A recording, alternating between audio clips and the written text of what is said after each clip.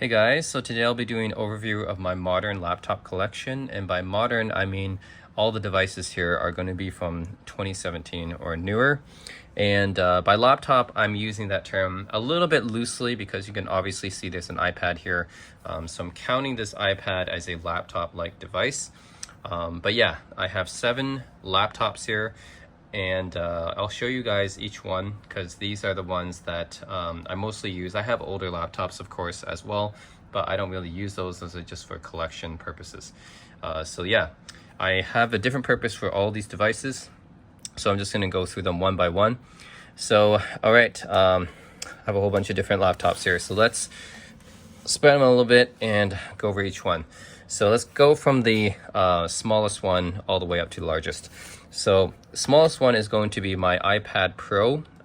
So like I said, I use laptop a little bit loosely because I have an iPad here, but to be fair, Apple does promote the iPad as sort of a sub notebook type of device. So it's not exactly, going to replace a MacBook or anything, but I think iPads these days, especially with iPad OS and the newer iPad OS updates, are becoming more and more like a laptop.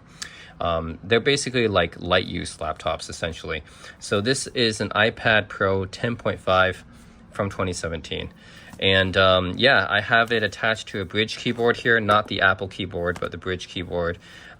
These days you can get the Apple Magic keyboard attached to the iPad, but I still prefer Bridge because they make some really good quality keyboards, and they're usually half the cost of the Apple keyboards, but they're usually pretty well made. Okay, we'll open up, and you can see that with the keyboard attached, either a Bridge keyboard or Apple Magic keyboard or Logitech keyboard, whatever keyboard you're using, if you have a keyboard attached to the iPad, it actually looks sort of like a very lightweight sub notebook, and I guess that's what Apple is promoting this as. Like the MacBook Air, MacBook Pro, are obviously meant for more more heavier computing tasks, but for the iPad it's used for lightweight tasks, just like consuming media basically. So if you're just doing media consumption, or maybe you're doing some social media typing and stuff like that, having an iPad with a keyboard attached is good enough, right?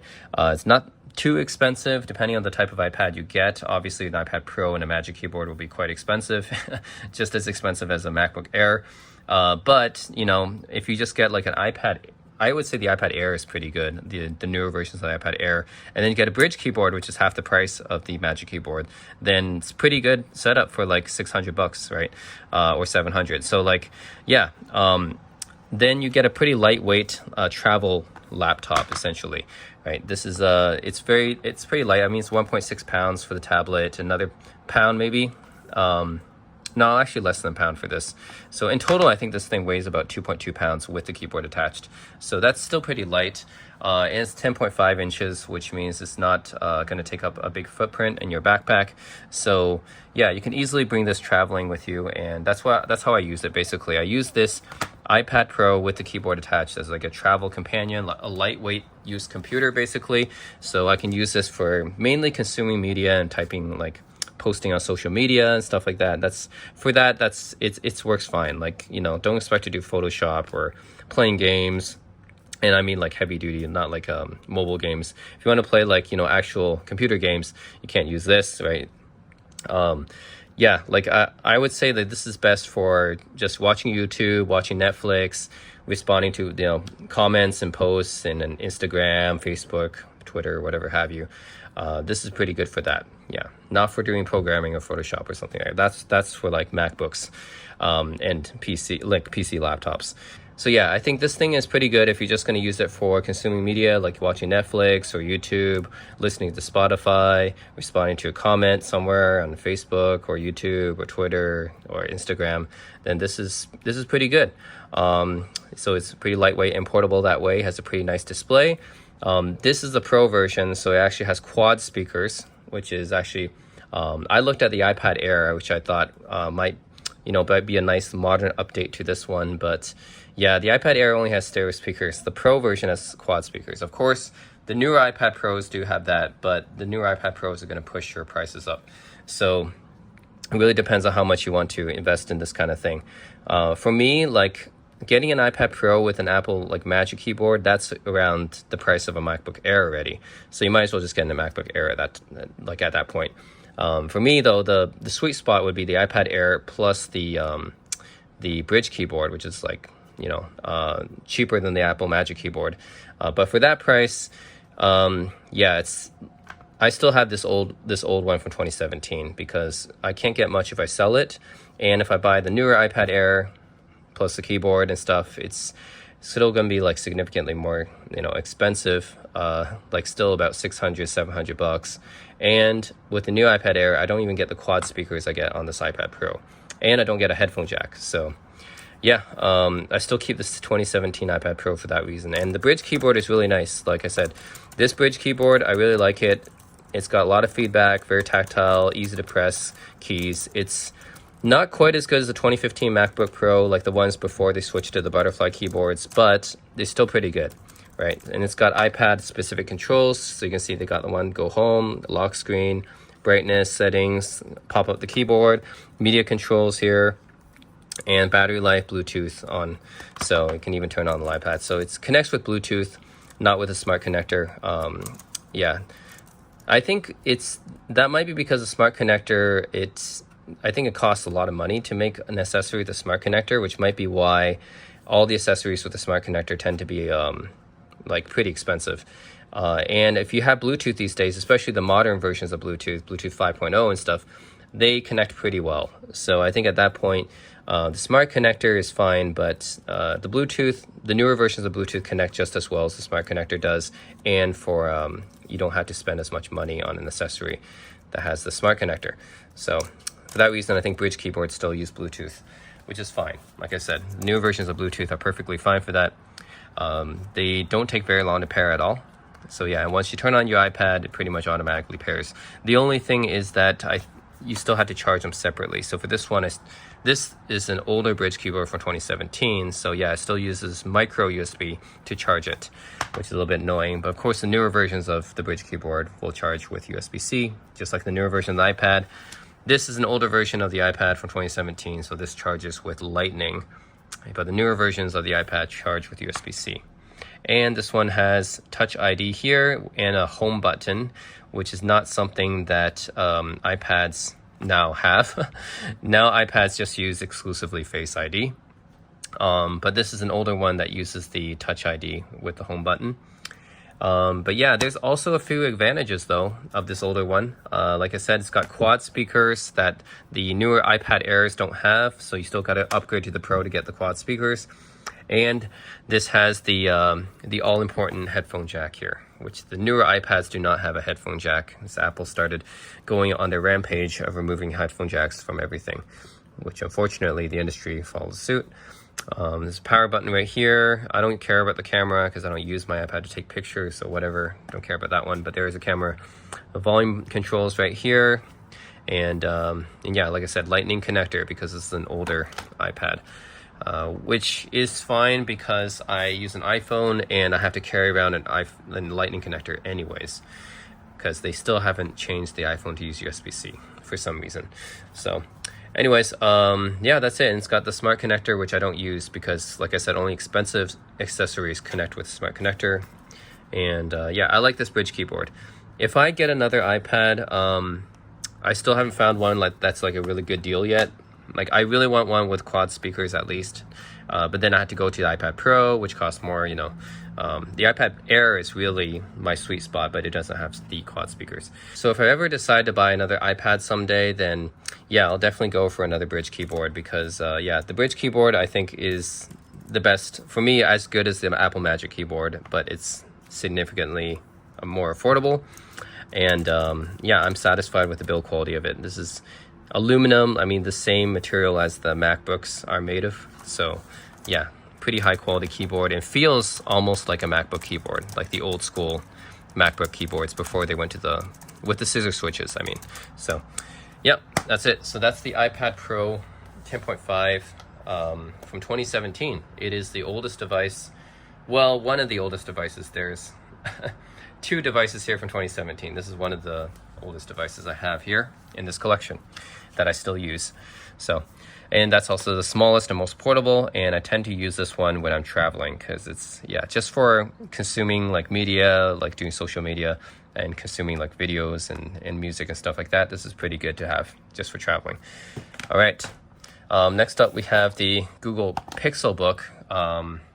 Actually, this is also from 2017. My bad. I have 3 devices here from 2017. Yeah, forgot that this was also from 2017. So yeah, that was one of the iPad Pros from 2017. This is also one of the oldest devices in this collection, but I didn't get this device until 2 years ago, 2020.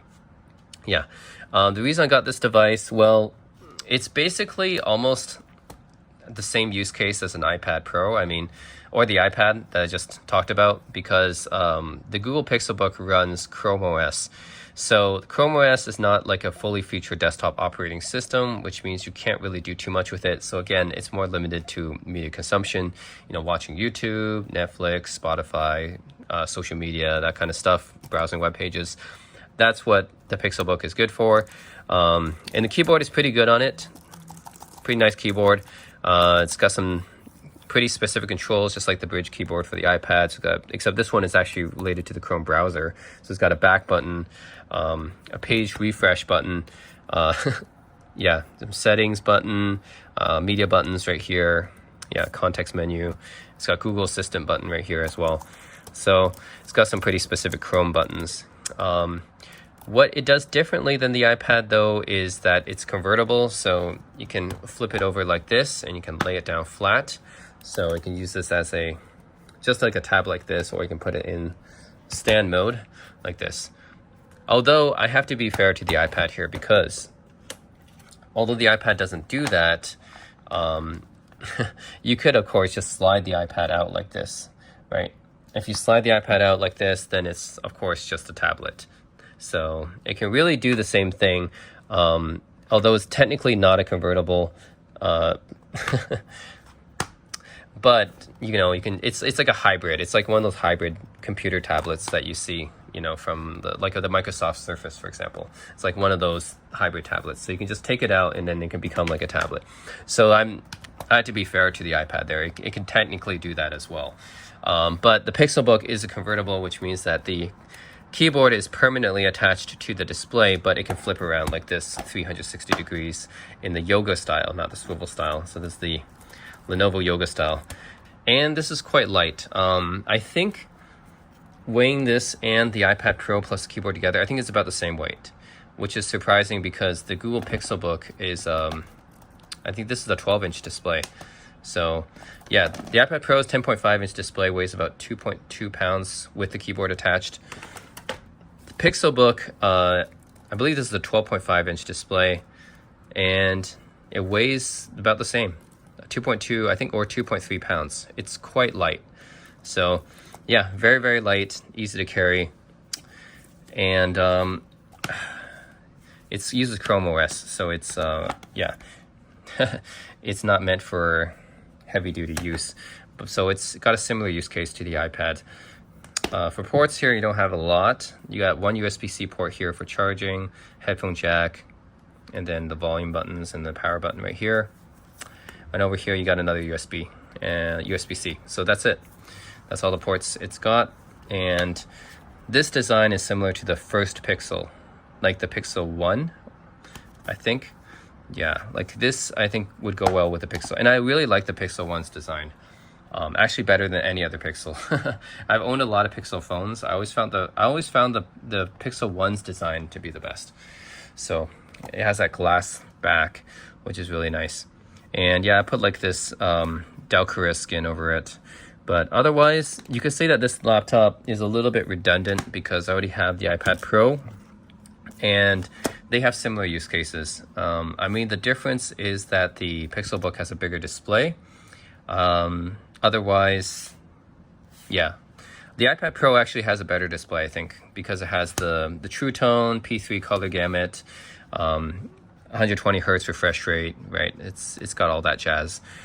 So I think that the actual display on the iPad Pro is better, and it's got quad speakers. Pixelbook, it's just got a bigger display, and that's really the only advantage I have. So yeah, pretty much I just keep this as a spare. I don't really use this one all that much. It's pretty much just a spare laptop now. Yeah, because it's got the same use case as the iPad. So everywhere I would travel to, I think I'd rather bring the iPad Pro because of the better display and the speakers. So yeah, the Pixelbook ends up just being like a spare laptop for a guest to use or something. I don't know. Maybe I'll give this to my girlfriend.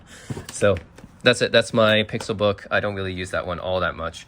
The next smallest one I think would actually be my HP Dragonfly Elite. So yeah, this one I bought back in 2020 and I've been using it for 2 years continuously. This is basically my main portable laptop.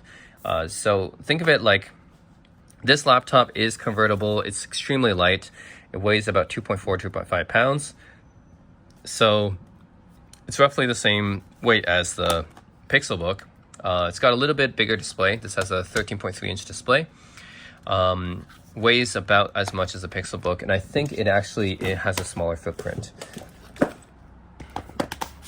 Yes, a little bit. Of course, the aspect ratio is different. So I do have to talk about the aspect ratio as well. The Pixelbook has a 3:2 aspect ratio, which means that it's pretty good for viewing web pages and also decent at watching movies and videos. It's not perfect for watching movies and videos, and it's not perfect for reading web pages, but it's got a nice combination of both because of the 3:2 aspect ratio, which I think is a really good ratio for doing both of those things. So yeah, like you got a little bit more vertical space, and then at the same time, you're not going to be completely letterboxed too much. The iPad, on the other hand, has a 4:3 aspect ratio, which makes it really, really good for reading text.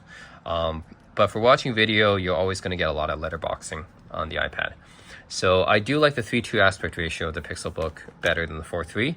But if you just want to read web pages and text and documents, then the iPad is really, really good. The 4:3 aspect ratio, this might be the only well, actually there are some other tablets like the Lenovo X1 Fold, but they're in the minority. But this might be one of the only mainstream computing devices that still has a 4:3 aspect ratio. It's a really old school aspect ratio that's really no longer used anymore.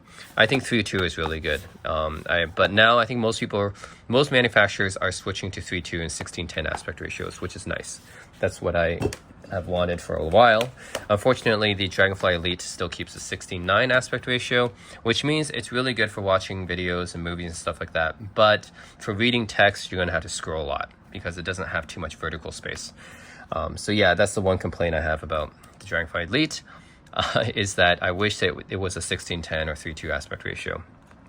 Nowadays, I think the HP Spectre, the newer HP Spectre X360s have a 16:10 aspect ratio to compete with the Dell XPS, and that is a good direction. And yeah, 16:10 I think is really, really good, just like the MacBook is also 16:10.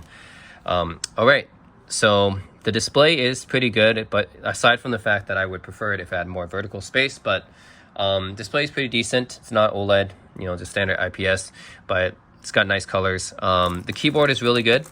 So this is a business laptop because it's part of their Elite book line. So it's the Dragonfly Elite. So it's got a better keyboard than their typical X360 laptops of that range.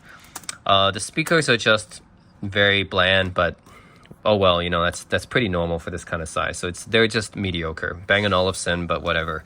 They're very mediocre speakers. But that's to be expected from something of this, something of this size and lightness. I don't expect something this light and this portable to have really good speakers anyways. Fingerprint reader right here. Yeah, trackpad is just okay. It's got an okay selection of ports here. So you can see one USB-A here, but that one USB-A is really important because so many devices still use USB-A. So I still use this port a lot. Power button right here. I don't like the position of this power button because it's so easy to accidentally press when you're holding this. Like you're carrying a notebook like this, right? It's so easy to accidentally hit this power button that's right on the side here. So I don't know why HP put it there. Like HP, just put your power button here on the keyboard, okay? That's how most people do it. I know it's a convertible. This is a convertible laptop, but don't put it on the side here. It's so easy to accidentally hit when you're carrying this. This side here, HDMI port, full size, headphone jack, 2 USB-C ports. You can use them for charging, and that's it. Yeah, so it's I've used this laptop a lot. You can see there's a lot of, yeah, of use. So the bumpers are basically all gone because I've used it so much. Yeah, it's very, very light. That's what I like about it. Extremely light. It's also convertible, so it's flip it around 360, fold it into a tablet mode, just like the Pixelbook. So I think that's the thing, right? My Pixelbook is pretty much redundant because I have my iPad Pro. If I wanted something for travel or, you know, for lightweight media usage, I can have my iPad Pro for that. And then I have my HP Dragonfly Elite for something a little bit bigger. And I can use this one for much more than just, you know, like that one runs Chrome OS. The Pixelbook runs Chrome OS, and this one runs full Windows. So I'd rather just use this one if I'm doing something more than just lightweight media consumption. And it's about the same weight and about the same size. So yeah, so I think that's one of the reasons probably my Pixelbook might be on the chopping block soon. I really don't need it that much. I guess I can't really sell it for much anyways. Like the Pixelbook is worth like, I don't know, $300 or something. Not very much, maybe less than that. It's from 2017 and it's a Chromebook. So yeah, anyways, iPad Pro plus HP Dragonfly Elite covers my portable use cases anyways. Yeah, really like the keyboard on this. Display's okay. Really like how light it is. And it's got the, you know, it's a business laptop, so it can take a beating. So I have dropped this a few times. You can see there's like cracks and stuff on it, but it still functions pretty well. It's designed to take a beating because it's a business laptop. And I think when I bought this, it was $1,000. So now it's not, you know, now it's probably like 500, 600 or something. But I bought this 2 years ago as the 8th gen processor, 16 gigs of RAM. Yeah, like anything with an 8th gen processor is not going to sell for very much these days, given that Intel's going on to their 12th gen processors now, and now you have AMD Ryzen processors. So yeah, I can't exactly get much for this, but I'm just going to keep it because it served me well as my main primary like portable machine, like Windows laptop I'm talking about. Yeah, if I really want lightweight stuff, travel stuff, then I go for the iPad Pro or the Pixelbook. But just for like a portable Windows laptop, then this is the HP Dragonfly Elite is what I go with. All right, next up is the MacBook Air M1. This one has a D-brand skin over it, by the way. I got this also 2 years ago, back in 2020. And yeah, this laptop, I really like it. I mean, I use it mostly for video editing because it has iMovie Final Cut Pro. And that's what I use for my YouTube videos. So that's what I usually use my MacBook Air for. It's got a pretty nice keyboard because this is back to the scissor switches. Apple got rid of their butterfly switches, thankfully. The butterfly keyboard sucked. But I'm glad they went back to their scissor switches. And this one does not have the touch bar, which is a good thing. I really like the physical keys. I do not like the touch bar. So I'm glad that the MacBook Air does not have it. That's one of the main reasons I have the Air and not the Pro. And fingerprint reader right here. Pretty large trackpad. Like Apple probably makes the best trackpads out of anyone, honestly. So I think most people would agree. Windows trackpads are really hit and miss, but Apple's have always been really good. Displays obviously really good. It's Apple, so they put really good displays on their MacBooks. So you get the standard, like just like the iPad. Not the high refresh rate, but you get like the P3, True Tone, like color gamut, you know, everything is really, really good on that. So really good display. The newer MacBook Pro displays have mini LED, which is even better. But I might actually upgrade to the newer MacBook Air M2s because the newer redesign is really nice and I really like it. Yeah, the bottom I still have the skin here. I like the skin. It's like this ghoulish type of look to it. So that's pretty nice. Ports are minimal because this is a MacBook back in the days when they were trying to get rid of all the ports and stuff. So only 2 USB-C on this side and 1 headphone jack on this side, and that's it.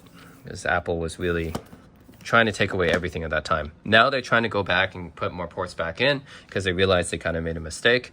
But yeah, this is back at the time when Apple was trying to remove ports from everything. So anyways, I use this computer, yeah, mostly just for editing and stuff like that. It weighs about 3 pounds, which is still very, very light, very, very portable, but not as much as my Dragonfly Elite. My Dragonfly Elite is like 2.4, 2.5 pounds, like really extremely light. Plus it's convertible and it's got a touchscreen, so it's a little bit more versatile. I don't know, they don't like to put touchscreens on MacBooks, I guess. So yeah, I still use my HP Dragonfly Elite for the portability. The MacBook Air is still portable. I mean, to most people, this is a pretty portable machine. But for me, my Dragonfly Elite's even more portable than the MacBook Air M1. So this is strictly more like just a video editing machine at this point. All right. Next up, it's interesting. I have my Asus ZenBook Duo here. This is the UX482, which means that I got this one last year, and it has the upgraded secondary display, which actually lifts up from the bottom here. So you can see it lifts up. So not the flat one. The flat one is the first generation ZenBook Duo, which I don't like because the display is hard to see. This is the second gen with display. The secondary display lifts up from the bottom here, giving you a better viewing angle. And this is just a really cool machine. I mean, yeah, both these displays are pretty nice. You can actually upgrade to the Pro Duo, which has OLED displays for both, but that's significantly more expensive. Oh yeah, so about the prices. So the ZenBook Duo, I got this one for about 1,300 US. And then the MacBook Air, I got it for about 1,000. This is the base model with 8 gigs of RAM. Still has the M1 chip. Like all the different configurations have the M1 chip, which is the main reason why you want to get this, because the M1 chip was extremely it was significantly faster than the Intel chips that were inside the previous generations. So the M1 chip was, yeah, that's the main reason I got that, for, faster processing, but still got the base model. So that's $1,000. The Dragonfly Elite also got for $1,000 with this is the 8th gen processor with 16 gigs of RAM. So yeah, this one I got last year. And I got this one, the reason why I got this is because, well, first of all, it looks really, really cool. It's just a very unique laptop that no one else on the market makes. I mean, just this secondary display is pretty useful if you want to have like just a Spotify playing here, YouTube, music. You want to have a chat here like Messenger, or have like any app here that you want to multitask with, right? You can have a Messenger app, you can have a music app, or yeah, and then you can be doing something else on top. You can be playing a game or watching a video. So I think it's really nice for multitasking. It's pretty useful actually. And this one is the version with the MX450. So this one is a little bit harder to find, also a little bit more expensive, but overall it's a pretty nice machine. The MX450 isn't like a really good GPU or anything, but you can still play some modern games like at low frame rates, I'd say, or some older games at pretty decent frame rates. So it can do some decent amount of gaming, I'd say. Like for your standard multiplayer games that people like to play, like Fortnite and yeah, all the MMORPGs or something, like PUBG, like that's all fine. It can run these no problem. Yeah, this keyboard is pretty nice. And the reason why it's 1,300 is because, well, it's a really unique computer, and it's got this is the upgraded version with the MX450. That's why it's so far the most expensive laptop I got here. And yeah, this keyboard's pretty nice. Just this touchpad had to be moved to the side here because obviously because of this display, they cannot put a touchpad down here anymore. So they put it to the side, and it just takes some muscle memory to, I guess, retrain your hand to go over here instead of going down here. And I think it's fine. Like, I don't have any problems using this touchpad either. Of course, using a mouse is better, but I don't have any issues with this touchpad. It's a little bit small, but overall it's okay. It's got dedicated buttons. I like this better than the clicky touchpads, right? Those can be very finicky and those mess up a lot. These ones, yeah, you got dedicated buttons, so that's nice. And this keyboard in general is pretty nice. Good feedback on the keys. I think I would still prefer the MacBook keyboard and the HP Dragonfly keyboard, but those are really, really good keyboards. So that's not a dock on the ZenBook Duo's keyboard. This keyboard's still very good, just not up to that level. And yeah, I love the secondary display. Really, really cool stuff. Pantone validated, I believe, as well, and it's pretty light. And I'm surprised how light it is, 3.5 pounds. So 3.5 pounds, Asus managed to fit a 14-inch display along with another 12-inch display inside this chassis and a MX450. So that's impressive, right? That they managed to fit so much technology, keep it to 3.5 pounds. And I believe this is military 810G or 810H tested. So that's pretty impressive. They did all that. And oh yes, one more note about the ZenBook Duo is that both of the displays are touchscreen. So yep, that's another thing that's like an added value thing, which Apple won't even make one of their displays touchscreen. Asus just makes both of them touchscreen for no extra cost. All right, so the ports here, got a pretty decent selection of ports here. You got a full-size HDMI, 2 USB-C ports here. You can use them for charging. And then on this side, you get a micro SD card slot, and then a headphone jack and a full-size USB-A. So pretty decent selection of ports. I think they got all their bases covered there. So yeah, overall, just a very, very versatile machine. You can use it for anything. You can use it for a little bit of light gaming, use it for watching movies, yeah, social media. And I think you can also use it because it has a Core i7 1165G7, which is a pretty decent processor. It's not like the most powerful, but it's for ultra low voltage, it's one of the highest processors. So you can still use it for like Photoshop and video editing and stuff like that, and I think it'll be okay.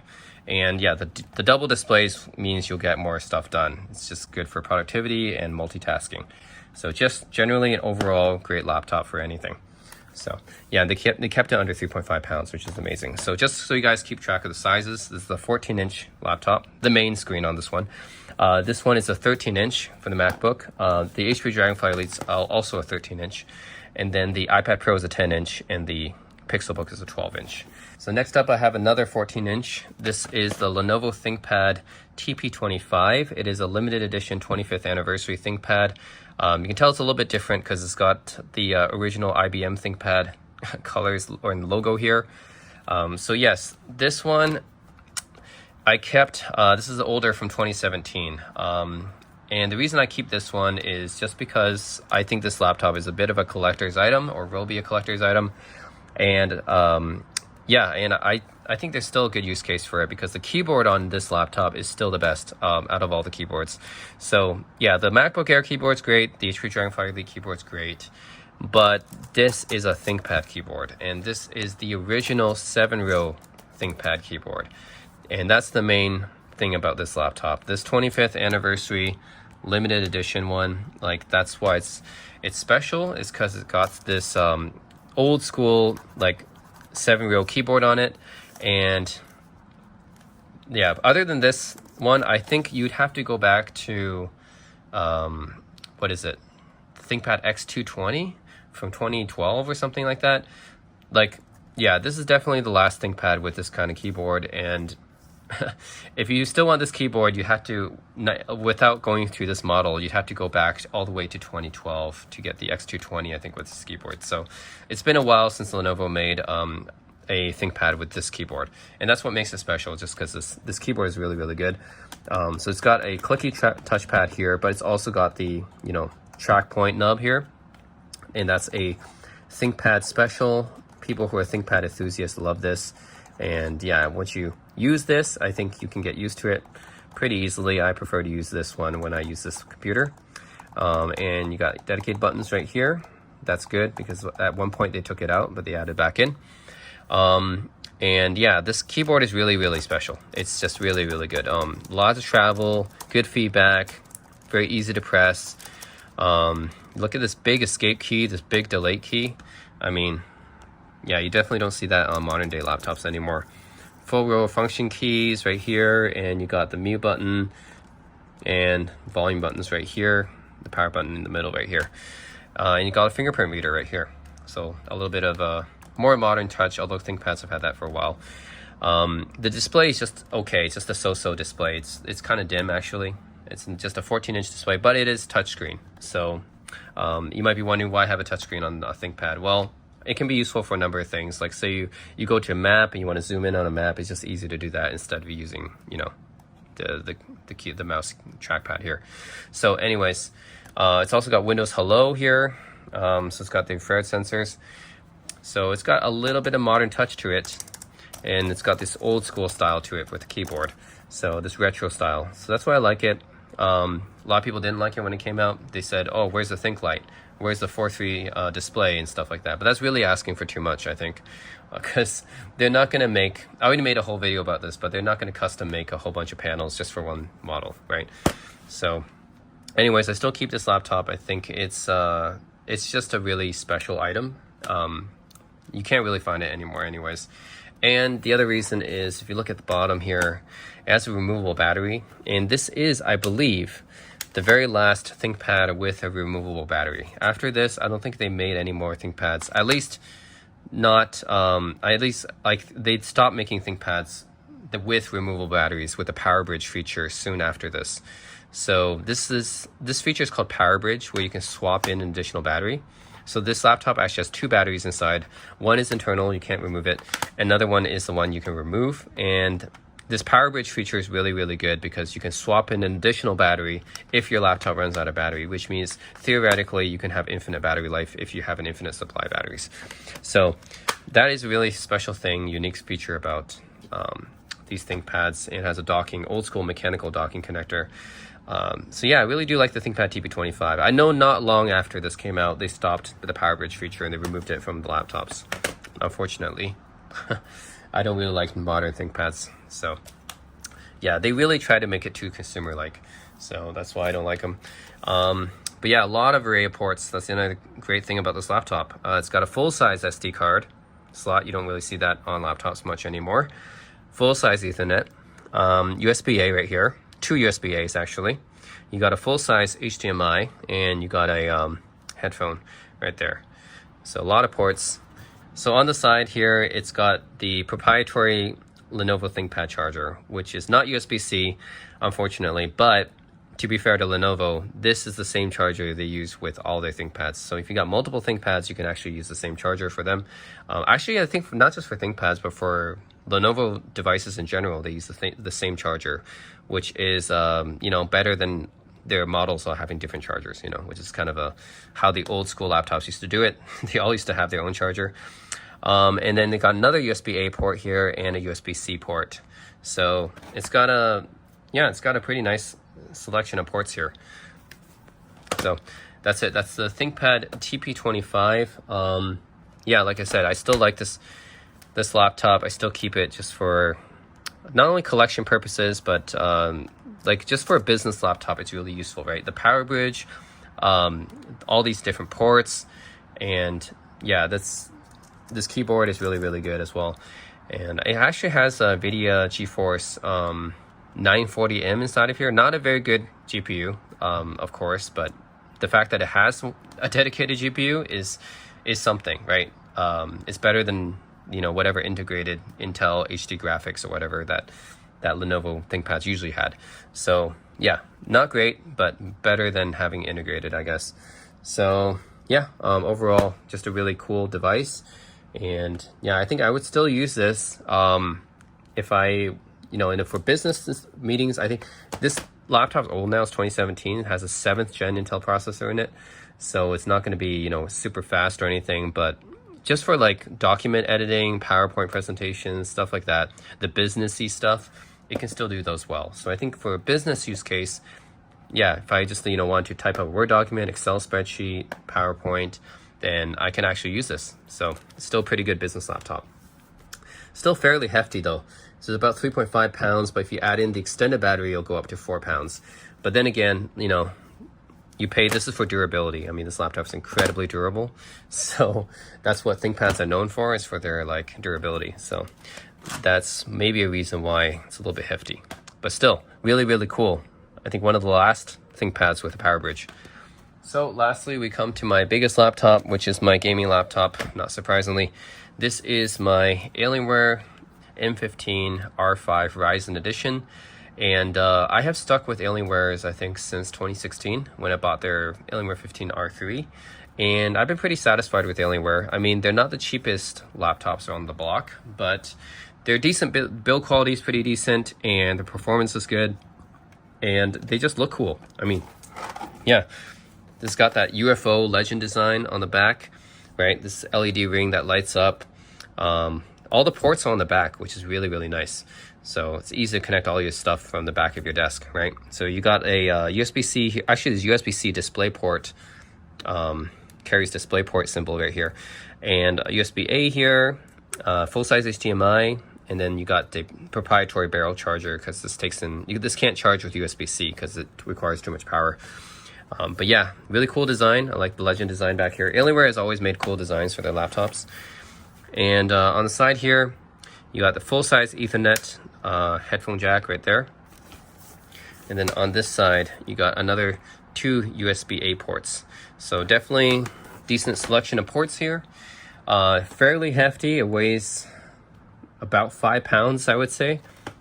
Yeah, maybe a little bit more than 5 pounds. So it's definitely not light, but it's lighter than Alienware's previous laptops. So believe it or not, even though this looks like a big, thick laptop, this is actually lighter and thinner than a lot of old school, like older Alienware laptops. Alienware laptops used to be really bulky. So this is actually an improvement from the older Alienware laptops. And then this, like I said, 15-inch display, nothing. Yeah, so the refresh rates on this panel is pretty good. I mean, 144 hertz, that's what we expect from gaming laptops now. But what I really like about this laptop is the mechanical keyboard. So this is something that's very unique to Alienware, is that they collaborated with Cherry MX, which is the German manufacturer, a very popular mechanical keyboard manufacturer, to make a mechanical keyboard. And because of this mechanical keyboard, that makes this the best laptop keyboard I've ever used, right? And I know, like I said this about the ThinkPad. I said this about the ThinkPad TP27, right? I have to say though, this mechanical keyboard though is the best feeling keyboard I've used. Now for functionality wise, I think that the ThinkPad keyboard might still be better because it's got a 7-row keyboard. I mean, it's got so many functions, but you know, just for the feeling of typing, yeah, the feeling of typing on the regular 6-row keys, this one is the best. Like it just feels really good. And you know, it's the feeling of typing on a mechanical keyboard. Although this one is a very, very low travel mechanical keyboard, but it still gives you the feeling of a mechanical keyboard. Like you hear that clicky tactile feel, right? That you usually get from a mechanical keyboard. You get that feedback, which is really, really nice. So yeah, you see that clicky feel, that responsiveness, that feedback. So that makes this probably the best laptop keyboard I've ever used in terms of the feeling, right? Now, if they ever made a mechanical version of the TP25 keyboard, that would be perfect. Then you have all the different functions and you have the tactile feedback. But still, love this keyboard. It's really, really nice. So that's one of the main reasons I got this one like directly from Alienware. So yeah, prices for this one. This one I paid about $1,500 for, I believe, US. And that's because I got this mechanical keyboard with it. So yeah, the processor is a Ryzen 7 5800H, and it's got a RTX 3060 GPU inside of it, which means it can play pretty much any modern game I throw at it.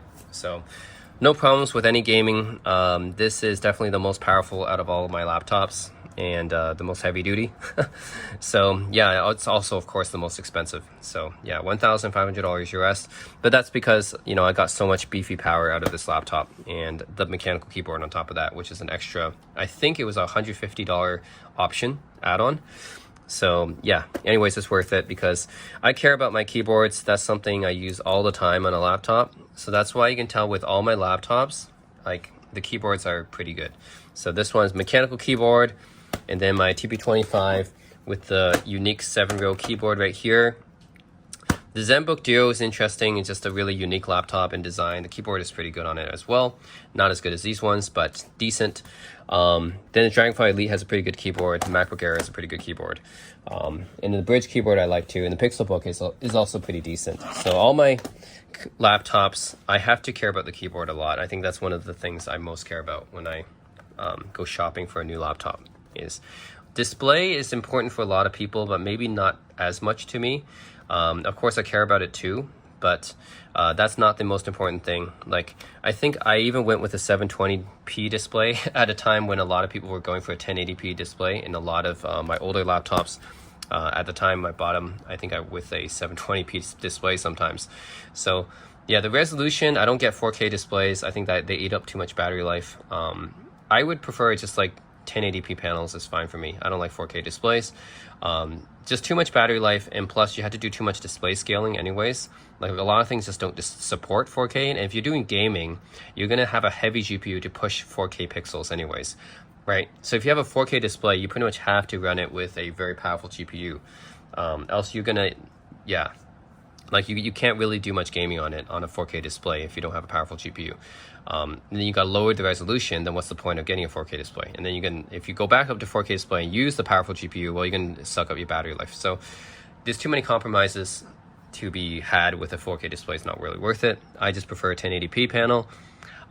Keyboard, like I said, the most important thing when I look for in a laptop, one of the most important things is a keyboard. And yeah, that's in ports actually. I do care about the ports as well. I make an exception for the MacBook because it's a MacBook, you know, it's the only one that can run Mac OS. But for every other laptop, I do have to care about the port selection. It has to have at least one USB-A port on it. That's important to me. And yeah, I mean, it's got to be pretty decently powerful, right, for the specs. I don't want to overpay for something. Like there's a lot of overpriced computers you'll see, like I'm looking at Razer and Apple, obviously. Those are the two companies that come to my mind are Razer and Apple when it comes to overpricing. But yeah, like good specs for the price is what I'm looking for too. But you know, with something that's too cheap, like the MSIs, I always find the quality are very, very so-so for MSIs because they are cheap. So it really depends on the brand as well. Asus tends to be a little bit more expensive than MSI, but that's because they're a little bit better quality, I feel, and they're more innovative as well, I think. So yeah, like for the Asus ROG stuff, the ZenBook stuff, like all of them have pretty good specs for the price, and more expensive than MSI, but it's worth it because yeah, I think they're built better and they have better designs. So anyways, guys, this is my laptop collection. You guys have seen it all from the lightest to the heaviest. So the lightest being my iPad Pro, which is like just for traveling, my Pixelbook, which is pretty redundant, but also I can use it for traveling as well for lightweight media consumption and stuff. Same for the iPad. The Asus ZenBook is just a really cool computer, can be used for pretty much anything, very, very versatile. The ThinkPad TP25 I have as kind of like a collector's item, but also if I'm going for like a business meeting or something, this is probably the best laptop to do it with. The Alienware M15 for gaming, of course. Then the HP Dragonfly Elite for portability, right? For a Windows laptop, right? This is gonna be my portable Windows laptop. And then my MacBook Air for video editing. So those are pretty much my use cases for all these guys. The Alienware is the most expensive one. Cheapest one is probably the Pixelbook. So that's it, guys. Let me know what you think, but this is my modern day laptop collection. Yeah, this is 2017 for this guy, 2017, 2017, and then the Alienware, this one I got last year. The Asus ZenBook got last year. Dragonfly Elite and MacBook M1, both from 2020, 2 years ago. So yeah, let me know if you guys have any questions, but that's my collection and my reasoning for keeping all of them. Yeah, except for the Pixelbook. I think the Pixelbook pretty much I'm keeping just because I don't think it'll sell for very much anyways. It's kind of redundant. But the rest of them, I keep them for very specific reasons. So yep, that's it. Let me know if you guys have any questions or comments, and as always, thanks for watching. Oh yeah, and one more thing I have to mention is the speaker system on these laptops. So the best speaker system is the MacBook Air and the Asus ZenBook Duo. Both of these have really nice speaker systems for their size and weight. I'm actually pretty impressed by the amount of sound you can get out of them. The rest of these, I mean the iPad Pro is actually pretty good too with the quad speakers. But yeah, the Pixelbook, ThinkPad, and Dragonfly Elite, yeah, they're all just very, very mediocre speakers. Especially the ThinkPad and the Pixelbook, I say probably have the worst speakers out of the bunch. Dragonfly Elite has very mediocre speakers. iPad Pro with the quad speakers, and then MacBook Air with the MacBook Air actually, I don't know how Apple did it, but somehow they fit a pretty good speaker system inside the small chassis. And the Asus ZenBook Duo with the Harman Kardon speakers, those are pretty good actually. I believe the Harman Kardon speakers actually bounce off of the floor to increase the bass response. So yeah, these two speaker systems, the MacBook Air and the ZenBook Duo, are actually pretty impressive. And the Alienware is just okay. I mean, it's the biggest laptop out of here, but for some reason it doesn't actually have the best sound. The MacBook Air and ZenBook Duo speakers I think are actually better. So I know it's a little bit weird because the Alienware is the bigger laptop, but yeah, it doesn't actually have the best sound.